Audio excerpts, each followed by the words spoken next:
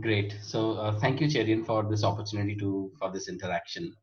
So I will, I have certain questions for you, Cherian, and first among those is, what made you choose coaching as a profession?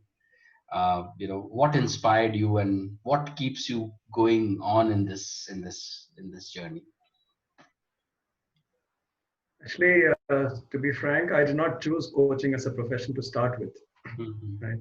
Because when I left corporate after almost close to 30 years in variety of leadership roles, right, Hmm. I realized that my leadership style was very kind of inclusive. Right? I was a tough leader, very demanding leader, but a very inclusive leader. So I used to always involve my leadership team in various discussions, various decisions, rather than giving them directions in what needs to get done. So I used to always ask them, so what do you think needs to be done? How can we do it differently? What can we do differently? So Hmm. it's my style is always a questioning style, you know. So which really brought out their thoughts.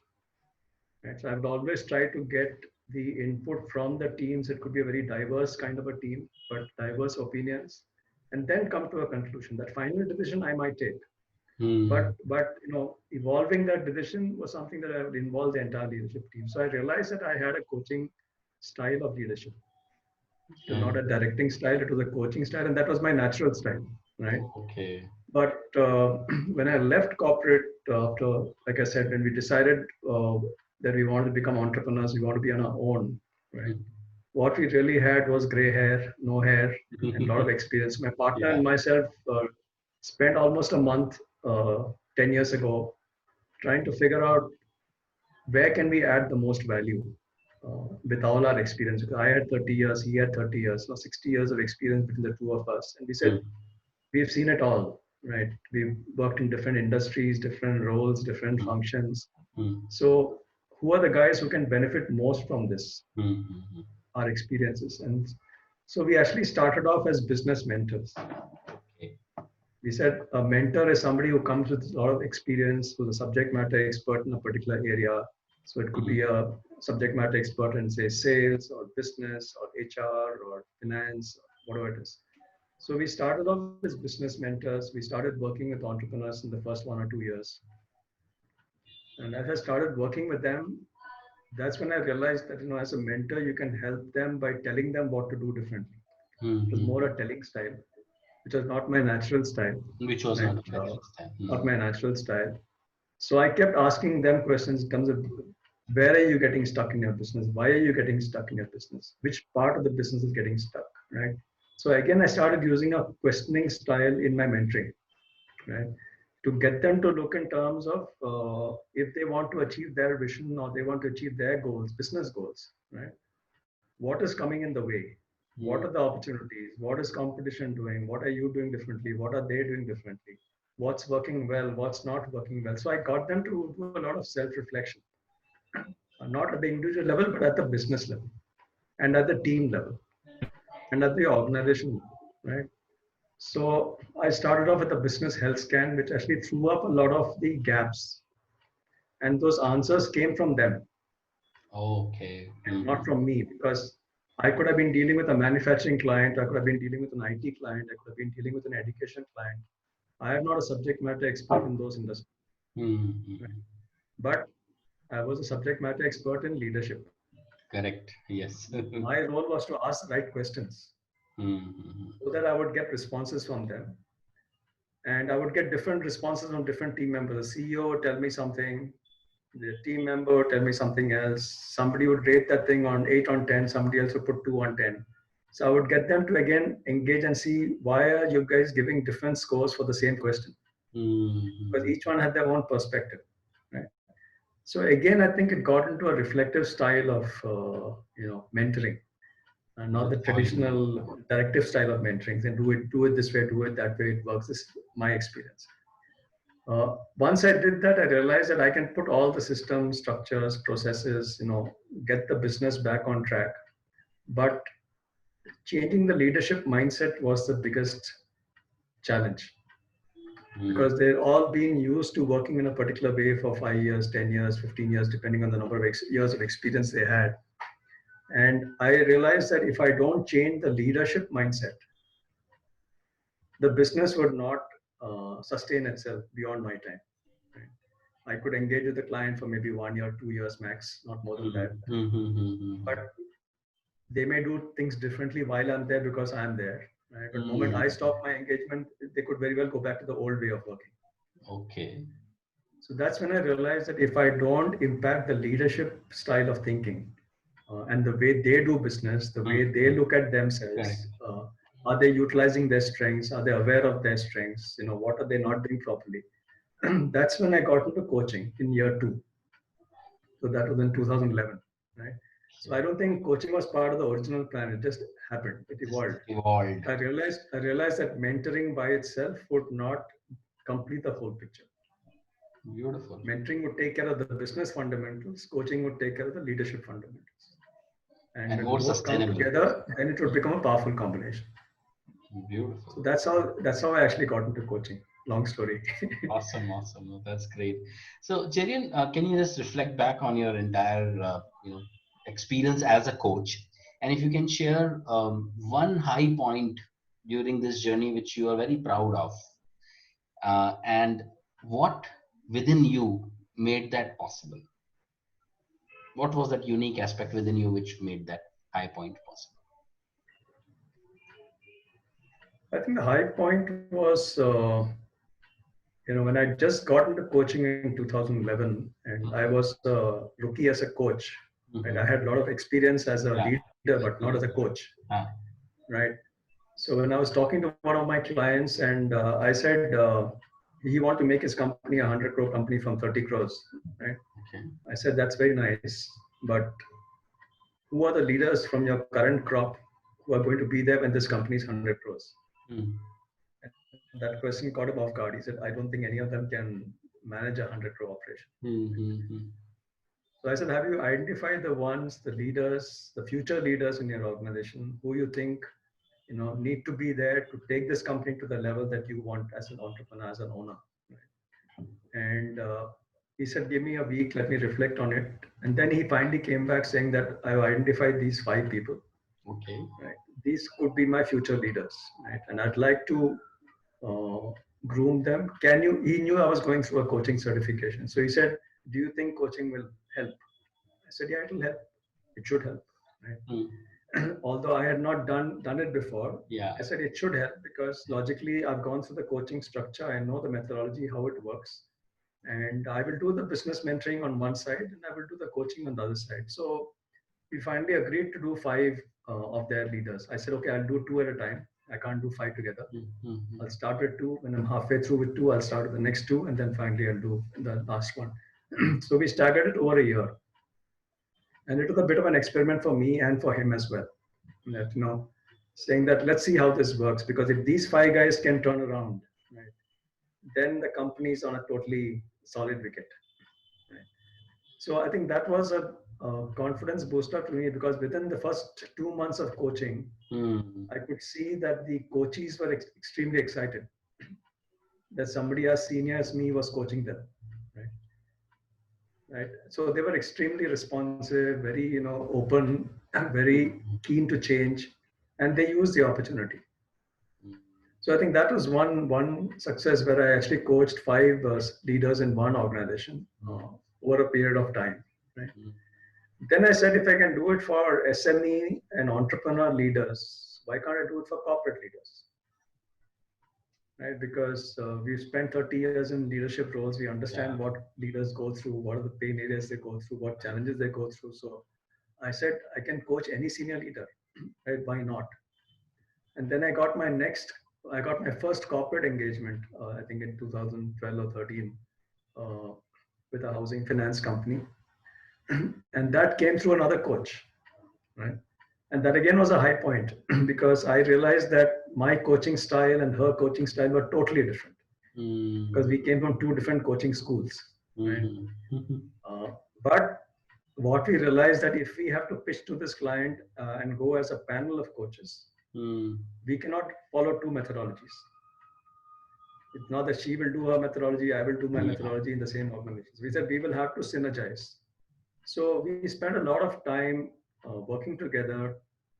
She went through my coaching booklet. I went through her coaching booklet. We understood each other's methodologies. We understood what is good in each of our methodologies, and finally evolved a common methodology. Mm-hmm. And then we gave that to the client, and I think that worked out extremely well. So we started off with 3 executive vice presidents. Then we got 3 more executive vice presidents, and we got 3 more executive vice presidents. So that obviously showed that the organization saw value. Right? Yeah. Well, I think that again was a high point because I realized that by collaborating with somebody else, Mm. my coaching style also would evolve in the process. Mm. Beautiful. It's not that my process is right, somebody else's process is not right. I mean, get the best of both. Get the best of both, and then give the client something which is extra value. So Mm. I think both on the, if I look at the SME segment and the corporate segment, these were my 2 high points pretty early in the coaching journey, maybe the first 1 or 2 years of my coaching journey. Wonderful. And And what then made after that, I within? could take on anybody, right? Mm. Yeah, no, so the other part of my this question is that what within you made this possible, these two accomplishments or these two high points? What was that unique thing within you which made this possible? I had the confidence that coaching would work, right? Because coaching in 2011-12 was a very, very nascent industry in India, extremely Correct. nascent. People didn't Absolutely. really know the difference between mentoring and coaching. They didn't know what coaching is all about, how it actually works, right? Whether to spend so much of money on coaching. Mm. So I think, but I had the confidence that look, coaching is so focused on the individual, right? Mm-hmm. That the individual has no choice but to change for the better. So I think it was my confidence conveyed to the client that look, this will work. It's not about let's try and see whether if see if there's impact. And I said it will work. There's no doubt about it. Right? Mm-hmm.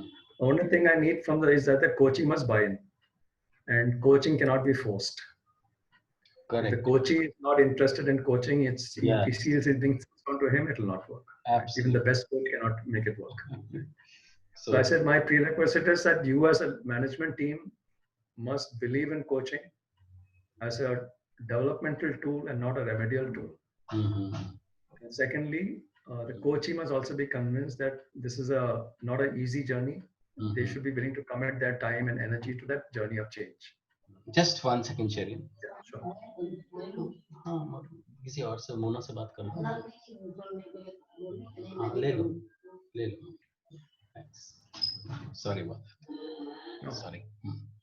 I think it was my confidence which gave the clients the confidence that yeah, this is good to go. So when they said let's start off with these 3 EVPs and see how it works. Yeah. I said while they were talking about that, I said, how many more are you planning in the future? I assumed that this will work. They were still not sure. The client was still not sure at that point of time because they were doing coaching for the first time. Correct. So they did not know whether it will actually make a difference to the coaches. They want to get feedback from the coaches after 2-3 months saying how's it going. So when they got positive feedback after the first quarter, that's when they started looking at the next 3 and then the next 3. And you were So I think confident that it's going to. my confidence that coaching is powerful and it can actually impact an individual to a level that no other intervention can. And probably that was coming from your natural style, which was there in your early corporate life as well. Yeah. Awesome. Because I know as a leader, I think one of my strengths as a leader was to develop more leaders. Mm-hmm. My style of leadership was very, very hands off, very delegative. So I would have leaders saying that, look, this is your job, you get it done. You come to me only if you need support. Don't come to me for every small thing. So I used to automatically force them to think for themselves, take decisions for themselves, empower them. So I knew that I've seen it working in a live corporate environment as a leader. No reason why it will not work in any other environment. One thing you got to make the coaches realize that these are the styles or behaviors which might be holding them back.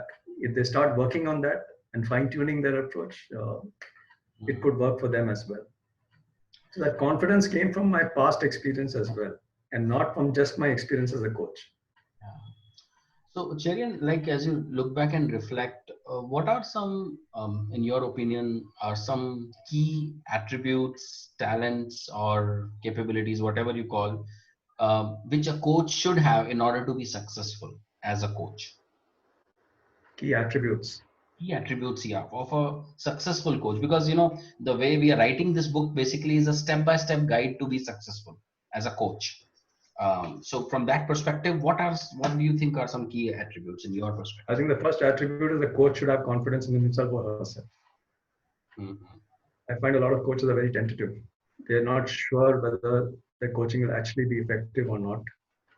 So that tentativeness, if that's there in the mind of the coach itself, it is going to reflect in the coaching journey. So confidence in one's own ability to make a difference to somebody, I think that's a very, very important attribute. Right? Uh, Second one is irrespective of the amount of years of experience you have, right? Uh, get down to the level of the coachee. Don't sit on your high horse and say, "Oh, I've seen this all, and this is all rubbish." So sometimes you might be coaching a mid-level leader. Sometimes you could be coaching an entrepreneur, right? Sometimes you could be coaching a manager in an entrepreneur firm. Now, like the five people I coached, right? They were not at my level, clearly, because the kind of experience I had and the kind of experience they had. But if I spoke from that lofty pedestal, they would have seen me as somebody who's talking, big. Correct, correct, correct. Get to their level, talk their language, empathize with them. So empathy, I think, is a very, very key word. They Empathy. should feel absolutely comfortable with you. Absolutely comfortable, right? They should be able to open up and share anything, personal, professional, relationships, any area that they are having a challenge. They should feel comfortable enough to do that, right? So I think that's a very important quality. And I think for you, it comes very naturally. I've seen that, you know, Natural. you are, It's natural. yeah. So getting down to their level, whether it's an entrepreneur, like I said, or a senior corporate leader, right? Senior corporate leaders come with a lot of ego and a lot of attitude. You got to bring them down also to a different level. So you come down from your high horse, right, to my level now, right? And somebody is below, then you bring them up to your level. So finally, you get the leveling. I think is very important. Right? You can't come across as disjointed with the coaching. Otherwise, the coaching will not work. Okay? I think a lot of patience is required. My sessions go on for 2.5 hours. And a lot of people ask me, a lot of coaches ask me, how do you spend so much time? It's too much time. Even very recently, 1 week back, I was told 1 hour session is enough. I said, not enough for me. It's not enough for me. When I do a session with a coachee, I want it to be a meaningful session. I am not looking at the I'm clock. glad that somebody's talking like that because I exactly have the same, you know, I can't do shorter sessions because it looks as if it's a training. You know, you can't do a focused. No, in fact, just to be listening, last week only in Sandisk in Western Digital, one of the coaches had a 2 hour session with me, and suddenly in the morning he messaged me saying that something has come up. Can we do it for 1 hour? I said, sorry, no, no. I said it doesn't work. 1 hour will not work for me. It will not work for you. Coaching is important, so let's reschedule the session. So we rescheduled it to the next week, and we spent 2 hours the next week, right? So that is one thing I will not compromise on. That coaching is something which has to be, every session has to be impact, Yes, right? yes. So it's not time based.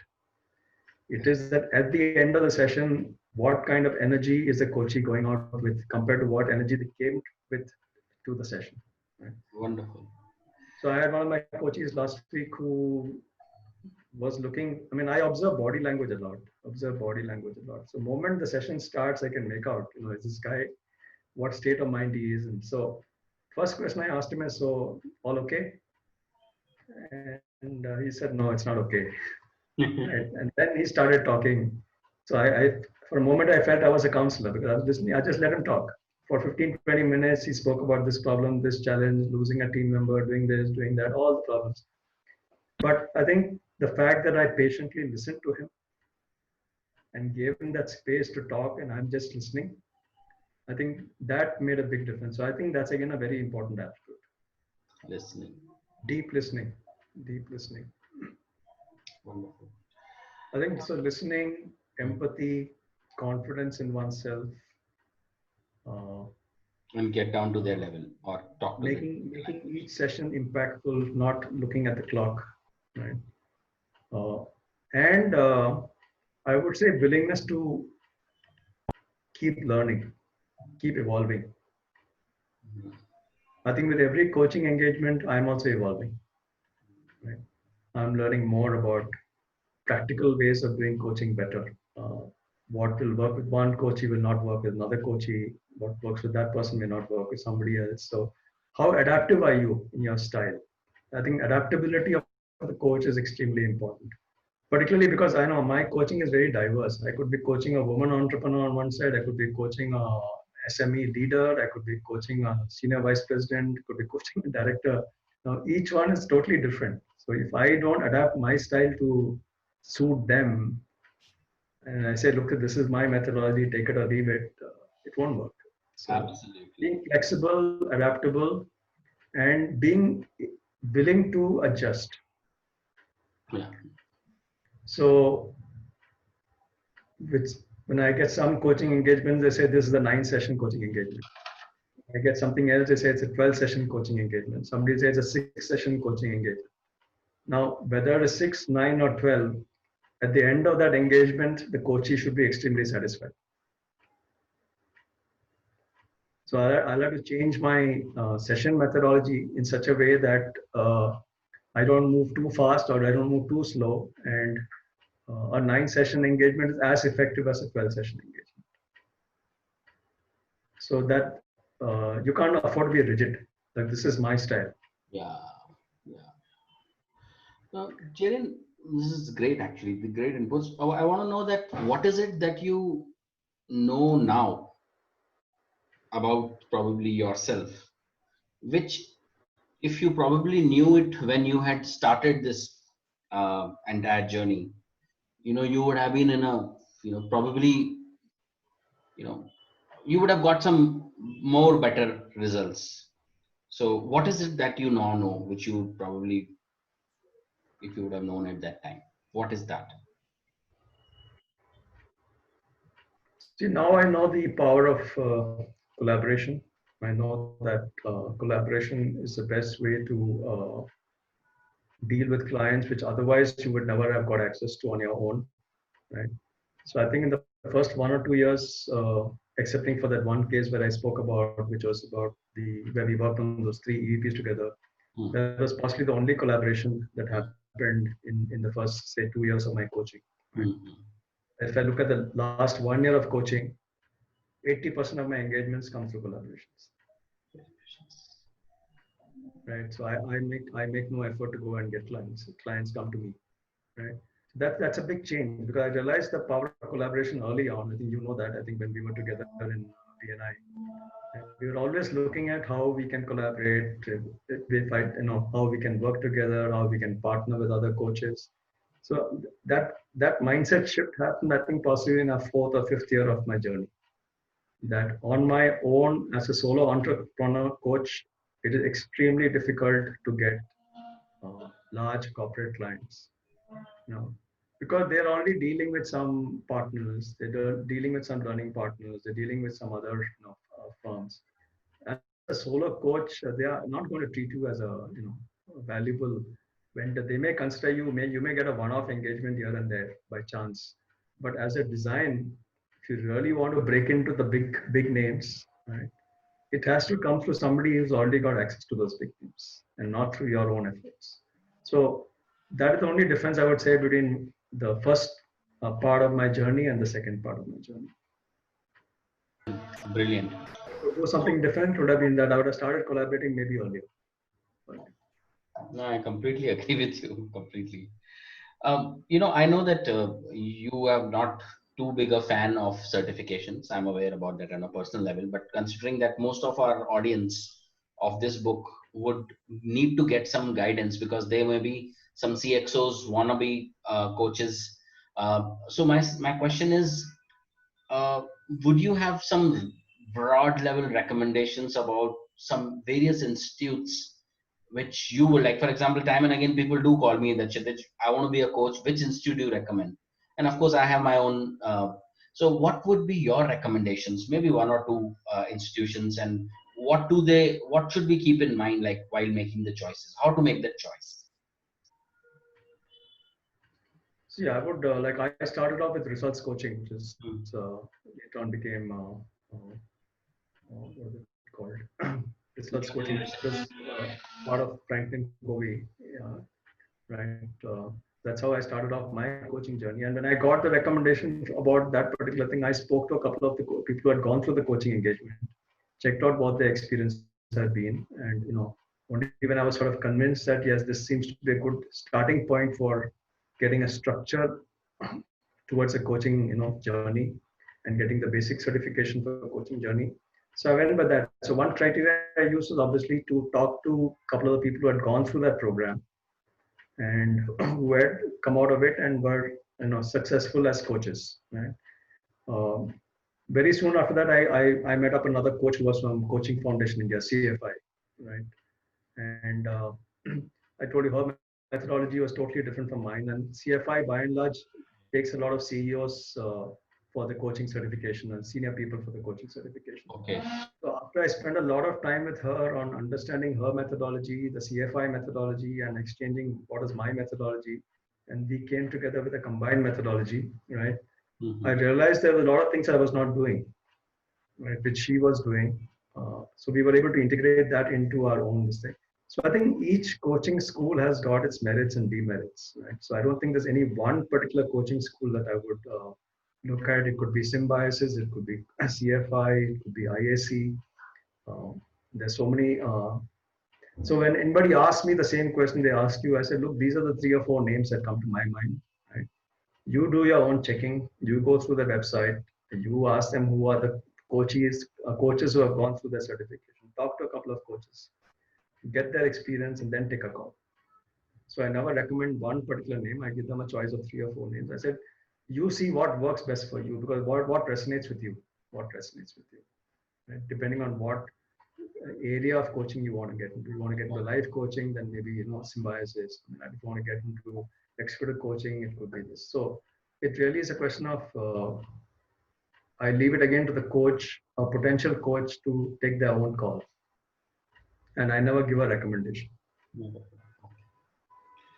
So, Chirian, when you got into this field, you might have had some expectations from what you will, what you will accomplish from this, or what you will gain. What are those some of those expectations which you were able to realize, which became true, and what you felt that were some assumptions that you had, which were not true?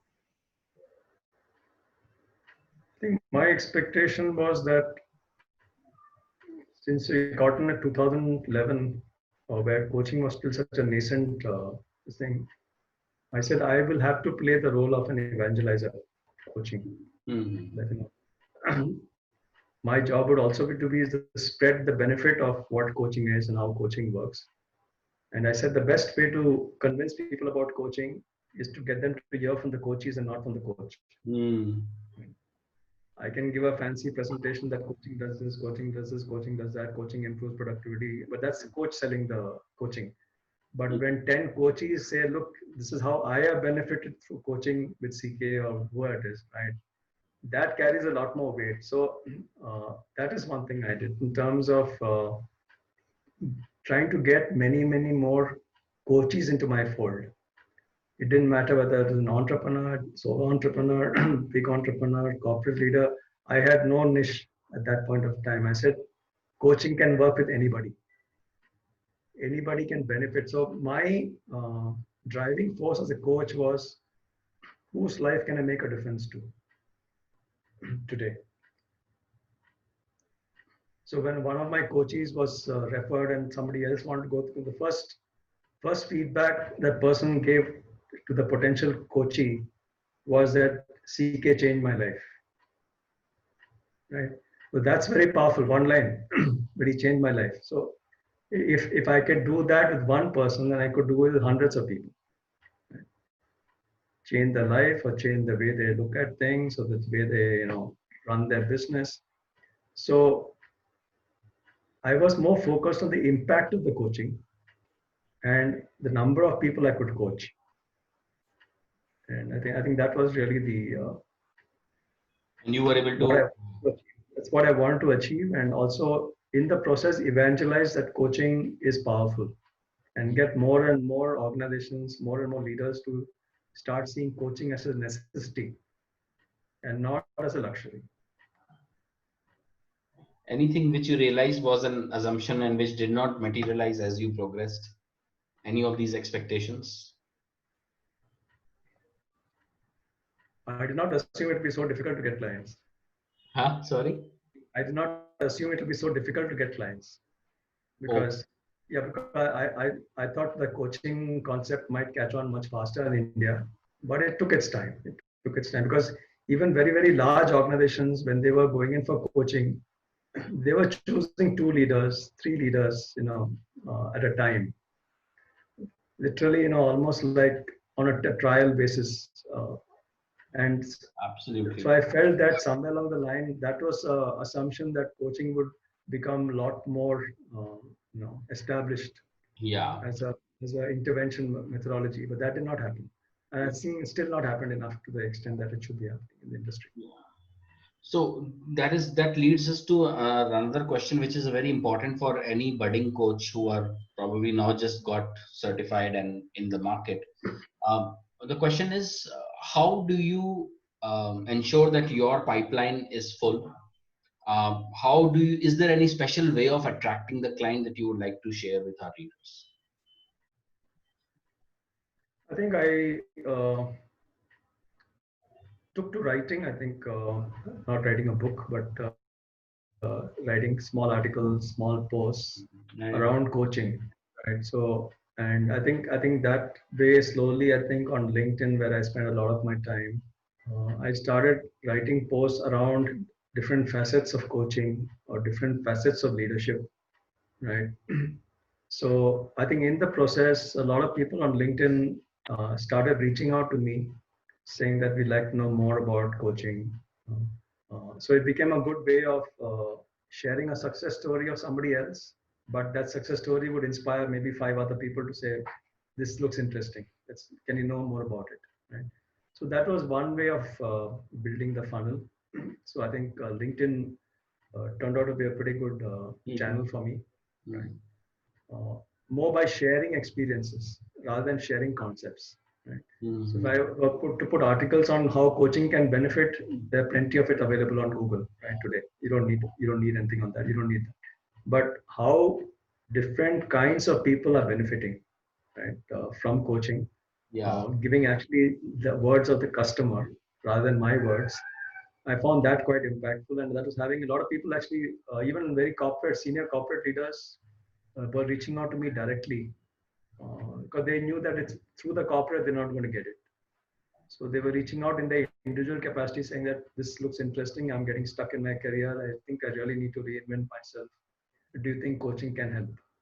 And then they would sign me on as a coach, right? So sometimes the trigger was just that article or the short post, right? Or with one client, I just shared an article on strategic leadership on some workshop I'd done on strategic leadership, and they reached out to me saying that they're looking at coaching for some of our leaders. Mhm. I never asked for coaching, right? But they reached out saying that look, we are looking at coaching for two or three of our leaders. Can you come and discuss? Right? So sometimes you don't know how the pipeline gets built. Mhm. Mhm. Right? Keeping on planting the seed in somebody's mind, and then suddenly one fine day the seed sprouts up and you get a coaching engagement. Right? So that was one. Writing was one way of building awareness. I think the second one was, I think, like I said, collaborating. Collaborations. I realized that on my own, I, despite spending 30 years in sales and marketing, I said, look, I am not going to go and sell myself to a corporate. I'm not going to go and send my deck and send my pitch and send my website and say, if you're interested, please come to me. That's not my style. I said, I want business to come through me through other channels. So I spend a lot of time cultivating other channels, other networks, so that they felt like working with me. Yeah. And they felt like working with me because they were able to see the quality of my work and the kind of customer feedbacks that were coming in. So I think customer testimonials, you would have seen many of them. Mm. Customer testimonials, I think, played a huge role in getting me collaborations and getting me clients. Brilliant. I never had to sell myself. So I Mm. would always, when the client would say, "Can you share something about coaching?" I would share 10 testimonials. So they bought into the concept of coaching. Then the next question is, so how does this work? So then my methodology, 10 sessions, this thing. Then how much does it cost? Then comes the commercials. So it is always, starting with the customer experience, then the methodology, and then the cost. So I never sent a proposal upfront and said, "Okay, let me just see if the proposal clicks or not." Brilliant. Yeah. So, thank you, Chiran. That's very insightful. So, in your experience of coaching so many leaders, can you think about any one assignment which was exceptionally challenging? How did you handle it, and what did you learn? How did you change whatever you learned about you? Challenging. Yeah, I think I had a couple of challenging cases. I would say, somebody asked me what's your success ratio as a coach. I say about 60 to 70%. Can never be 100%. Yeah. Right. So there was one case of a coach, a mid-level kind of a leader in a large corporate, and somewhere halfway through the coaching engagement, after about 5 sessions, I could realize that he was sort of uh, not there. Right. So every time he would end up postponing the session, saying, "I'm busy, I'm traveling." So I finally asked him, "Are you interested in the coaching or not interested in the coaching?" Uh, he didn't give me the clear answer, but he went and spoke to his HR, saying that, "No, I thought in coaching the coach will tell me what all to do, but the Yeah. coach is making me do everything." So I think his possibly his expectation on coaching was possibly he was looking more for a mentor than a coach. So when he realized that all the hard work has to be done by him, and every session he had to come and update on what progress he's made, I think he put his hands up and he told HR that, "No, this is not working for me." So I told HR, I mean, you decide. You have a chat with him and see. I mean, if he does not believe that this is what is the right intervention for him, then let's call off the engagement. Right? I have no problem. So in fact, I let it go. After 5 sessions, I discontinued the engagement. Mm. Because I realized the coachee was not yet in that state of mind of investing in himself and in his own development. He was waiting to be told what to do, what not to do, and how to tackle this and how to tackle that. So that one engagement, I let it go. But with the same client, I had another coachee who was a very troublesome coachee, right, in the sense that he was a very aggressive kind of a guy. And his style of leadership was extremely aggressive. Initially, when I started the engagement, I found that he was not so receptive. He said, "No, I'm already a senior vice president. So, if I would not have become a leader at this level if I was not a good leader." Right. And I said, "All that's fine. You could be a good leader because you're a subject matter expert, Mm. not necessarily because you're a good leader." Mm. So I had to sometimes tell him things straight on the face, which his boss would never tell him. His boss was scared of losing him. So his boss was handling him with kid gloves because this guy was very good in getting his work done. Right? And that happens in many organizations. The guy is an asset as far as getting the work done. So the boss depends on that person, but his leadership style sucks. But when I got the 360 feedback about this guy, the 360 feedback was so very strong about him. And when I shared the 360 with him, he was quite taken aback. I said, "Look, if you don't change, if you don't change, you don't accept the 360 feedback, you might change. You might be changed. You might lose your job." And that came as a bit of a shock to him because his boss had never told him you lose a job. I told him you lose a job. I said, "This kind of behavior will not take you too far. Your team doesn't respect you. Your colleagues don't respect you. Your boss doesn't really respect you. He's just putting up with you. Right? So if you think you're in a very strong wicket, sorry, you're in the wrong. You're making a wrong assumption." So I think telling that straight on the face, very coldly and very matter of factly, that sort of shook him up. That shook him up to the extent that he said, okay, now what do you think I should do? If so many people are giving this feedback, then I think maybe I should take it seriously. So getting him to accept that feedback was, strong and not in his interest. So it was a very difficult coaching engagement, I think, for the first few sessions. Till the 360 feedback came and I sort of gave him a sock on the face, saying that if you continue this way, you may not be in the organization for long. Right? Nobody may have told you, but I'm telling you. So I think that message coming from the coach who was totally independent, unbiased, not from the organization, that sort of woke him up. So I would say that was a difficult engagement. But after that, there was a tremendous change in him. In fact, after a few sessions, he said, "Can you again take feedback from the people to see if they are seeing any change?" Right? Yeah, he He became became anxious. He became anxious. Are these team members seeing a change or not? So then the rest of the coaching journey was, easy. Getting him off that pedestal to realize and accept his, his style was hurting the organization and his team and himself. I think that was the challenge for me as a coach. And he's a pretty senior guy, so they come with their own egos. So and he's been in the organization for almost 10 years. So he said, "Look, these people, they need me. They need me. They can't ask me to go." He was very arrogant, almost to the extent of arrogant. So I had to sort of bring him down, saying that, "Look, this arrogance and this aggressiveness of yours, being assertive is very different from being aggressive. You can get your work done by being assertive, and but not by being aggressive, not by being abrasive, not by being abusive." So I showed him the difference between assertiveness, aggressiveness, abusiveness, right? And he got the finer nuances that, like, there's a big difference, and that difference was making a big difference to how his team was respecting him or not respecting him. Yeah. So, Cherian, so this second one I understand, and you were able to steer your way nicely.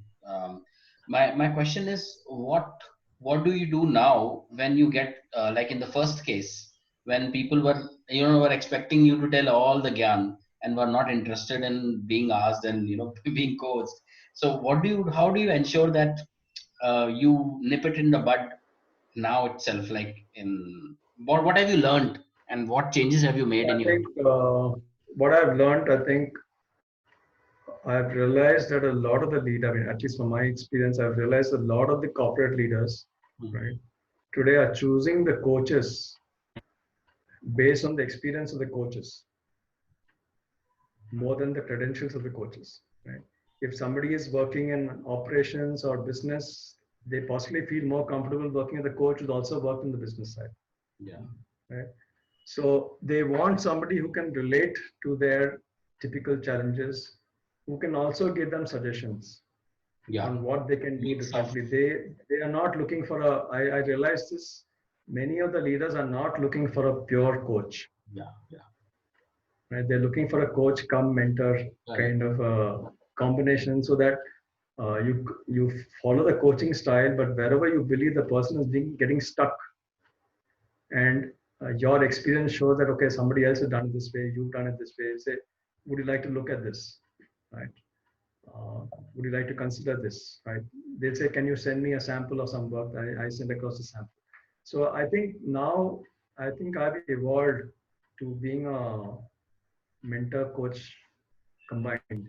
Wonderful. So I predominantly wear the coach cap, but wherever required, I wear the mentor cap. Yeah. So that I give them suggestions. I sort of influence their thinking by saying, have you thought about this? Or have you tried that? So I'm now talking something specific. It's actually a mentor experience. Have you tried this? It's worked in many other organizations. Would you like to give it a shot? Yeah. So I think my coaches seem to be quite happy with that, because wherever they're getting stuck, I'm helping them get unstuck. Not by putting the entire onus on them. What do you think? What can you do differently? Reflecting, that's a pure coaching style. By also being slightly suggestive at times, and also giving them other case studies or examples of how others have come out of a similar problem. Yeah, I completely agree. Then they are okay. I got some input from my coach, right? So I think I find that is one thing that more and more leaders seem to be looking for. Brilliant. Cherian, like you have been coaching for so many years, and how coaching others have helped you evolve as a human being or as a coach, or how has it helped you grow? And what are those areas in which you have grown? Oh, I think I've grown a lot. I think for me, every coaching engagement is it's a learning for me as well. Mm-hmm. And because each coach is such an interesting personality. Each coachee is such an interesting personality that uh, you know you pick up so much from them. It's like almost like reverse mentoring. Sometimes you're coaching somebody who's 35 or 40 and you're 60, right? Their perspective on life, their perspective on leadership, their perspective on how an organization should run are very different from the school of thought which you've come with, right? So I think when you're working so closely with them, you become so much a partner with them that you learn a lot. Learn a lot. So I think as a coach, if I look at the way I am today and where I was say 8, 9 years back, it's very different because uh, I become a much more patient listener, right? I know when to switch from the mentor cap to the coach cap because two totally different caps, right? Yeah. And I think somebody was asking me, "Do you really prepare for your coaching sessions?" I said, "No, I don't prepare. My coach has to prepare." Of course, So if yeah. suppose I was having a coaching session with you at 6 o'clock, I'll come in at 5 to 6 and log in. I mean, I have not done any homework, right? Yeah. Uh, so I think now coaching has become a lot more natural for me. Right? I don't need to refer to any notes. I don't need to. I don't make any notes. I make no notes through my coaching. Only thing is I have a nice template.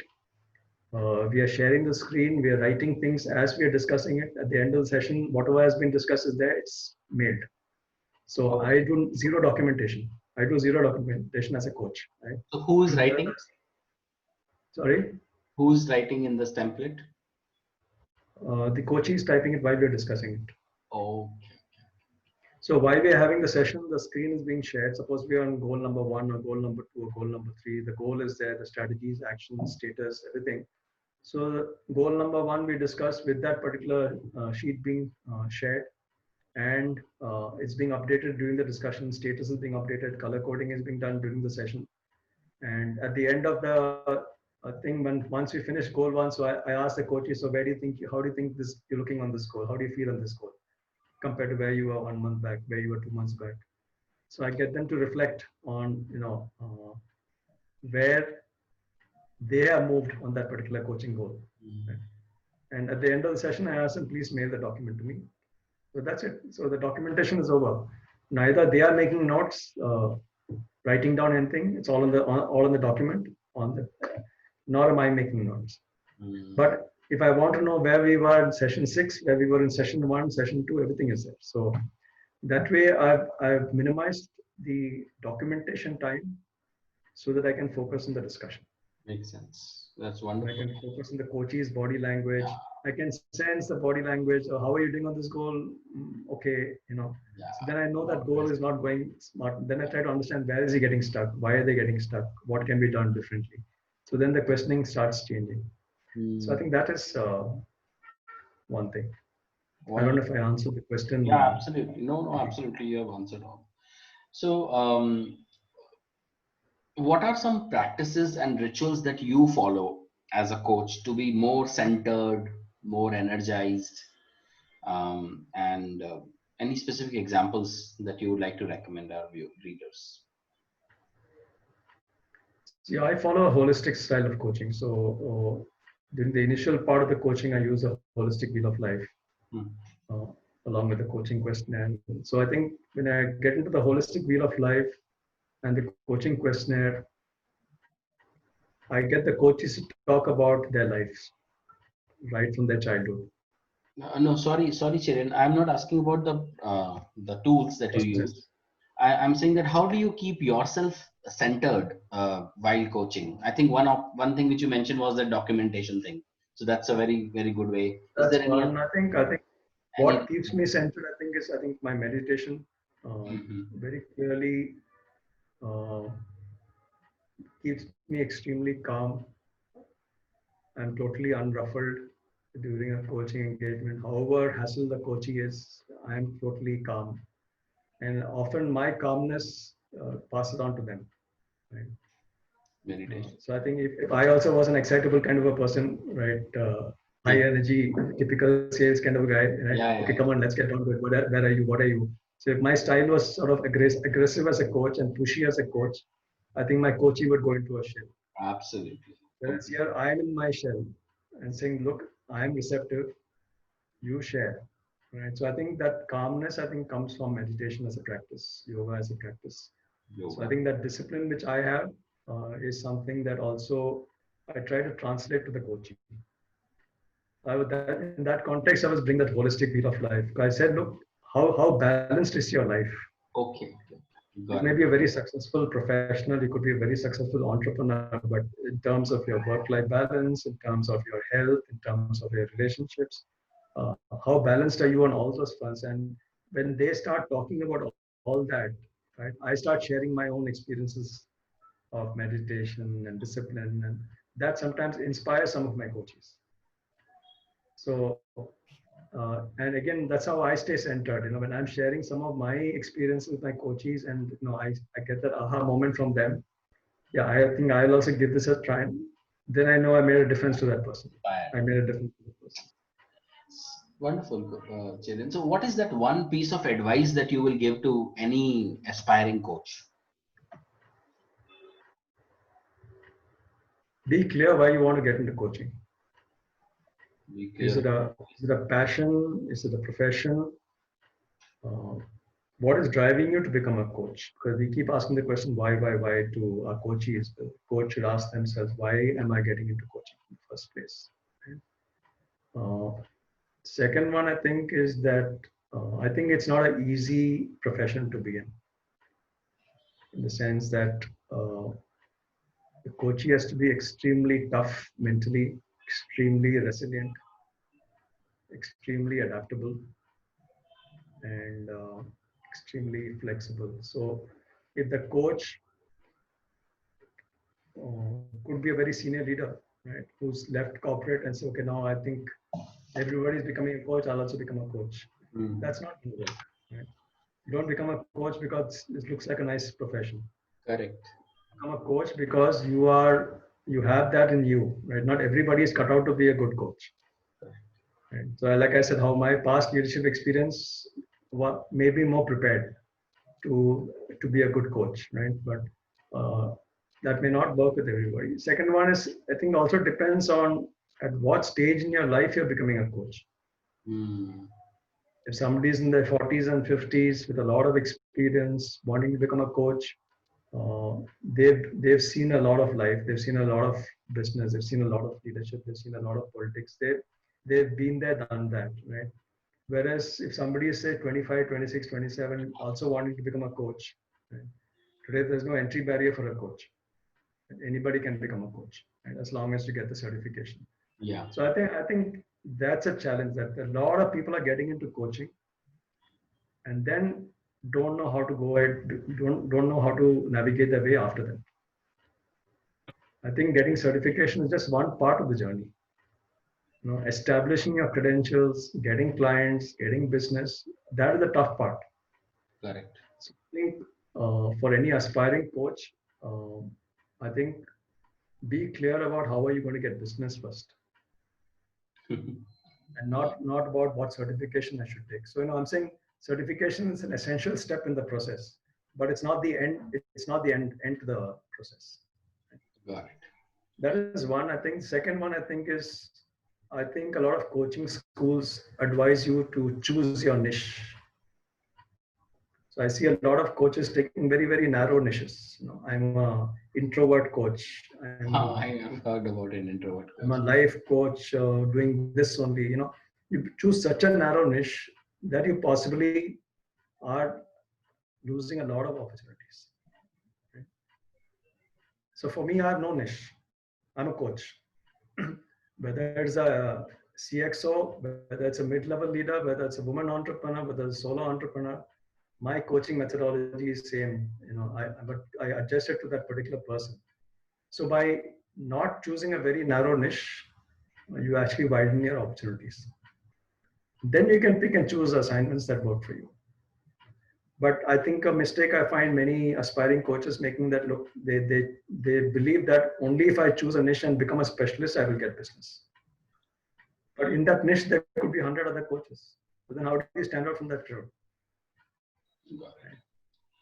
So, Cherin, just a quick time check. I am left with one, two, three more questions. Are you okay to extend for 15 minutes? Yeah, another 15 minutes. No problem. 15 minutes. Okay. Perfect. Thank you. I know I'm talking a lot. No, I'm perfectly fine. Yeah. Thanks.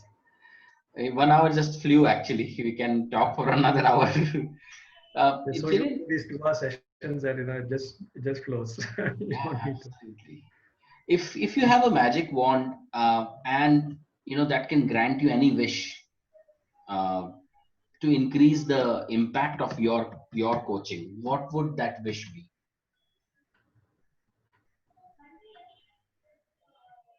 I think given the current COVID situation and the fact that the whole world has gone online, right? I think if I have a magic wand, I'd love to coach people across the globe now. Anyway, as of now, it's not confined to Bangalore. It could be all over India. But I still haven't really, excepting one engagement I did in Dubai sometime back. Two of them, I think, in Middle East I did sometime back. Uh, I haven't really, tried to venture and coach people in other international markets, You like which are more mature coaching markets, and where possibly even the rates are pretty good, right? But I have not really positioned myself there. I've not really marketed myself there. I think that is one thing that could be a something different, that magic wand that convert this COVID situation into an opportunity to impact more people across the globe and not confined to a particular city or geography. absolutely. Is there any book or article or anything that you have read about coaching which has kind of deeply impacted you or your approach? Anything that you would like to share? No, no.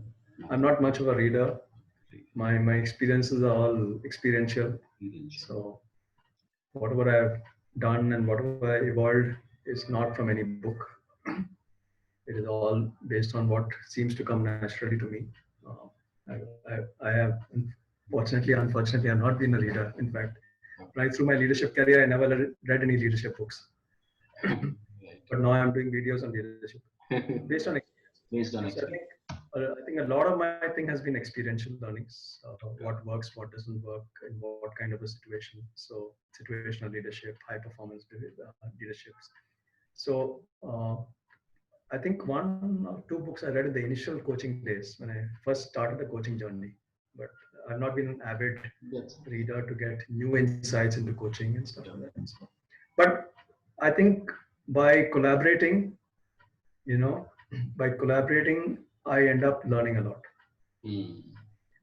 Because each collaboration is with somebody who's following a methodology which is customized to that particular client. So with more clients that I'm working, particularly multinational clients that I'm working with now a lot more, right? They are a lot more demanding in their methodology. They're a lot more demanding in their structure and reportings and stuff like that. So I think in the process, I also learned different coaching approaches, which possibly I was not using. So like I said, my learning is all experiential. It's not from a book. It's not from a book. So I can't recommend any book which has inspired me, nor I'll not be the right person to recommend that. So final question, Cherin. Have you yourself have gone through any coaching? Have you been coached by somebody like a paid coaching or I've not had mentoring? a paid coaching. I've not had a paid coaching, but I think through the collaborations, Mm-hmm. I worked a lot with other coaches, Okay. and when we sort of exchange notes on what's happening with that client, and we find that each coach is going through their own journey, their own struggles with the same client with different coaches, and there's an exchange of notes in terms of uh, it becomes more like a coach buddy rather than a Mentor. full-time coach. Yeah. So I think every coach needs a coach. Every coach needs a buddy who's a coach, right? Yeah. And I think that's enough. So I've never had a full-time coach for me, Yeah. but exchanging notes very transparently has come very naturally to me. I'm not somebody who will keep my methodology guarded to myself. Yeah. Yeah. If you ask me tomorrow, can you share your methodology? I'll happily share it, right? I say, what's the point of keeping the IP with me? It's not my IP, right? Absolutely. If it can benefit somebody else, why not? Right? Absolutely. That way, I think by exchanging notes with other coaches, I also learn, they also learn. So it's a mutual growth that happens. So, and Brilliant. to answer your question, I've not had a full-time coach, but I have had many part-time coaches, coach buddies. And if I can say that, because you mentioned this multiple times during this interview about having learned from collaboration. So if I can say that, what is that one or two things that you learned from your coach buddies or through your collaborations?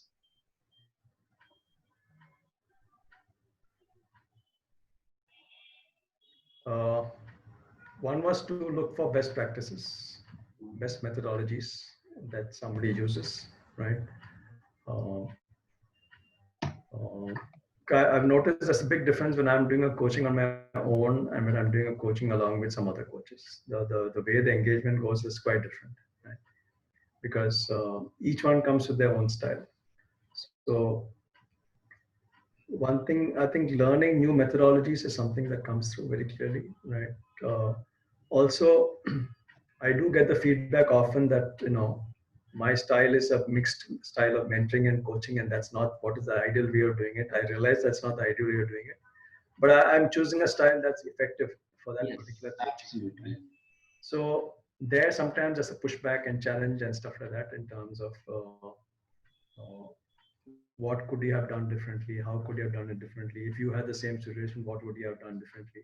So again, that exchange of ideas is good, it's enriching, right? So I think that's why I'm such a big fan of collaboration. Not only it creates opportunities, Mm. it also gives you an opportunity to exchange notes with other evolved coaches, right? And learn from them and they learn from you. And that open exchange, I think I find that very energizing Brilliant. because Awesome. you're not guarding your methodology at all. Yes, yes, absolutely. This is what I follow. This is work for me. If you're doing something better, great. I'd love to hear from you and try to see how I can imbibe that. Yes, yes, yes. So I think having an open mind, that's saying that look, I may have been in coaching for the last 9 years. That doesn't make me an expert.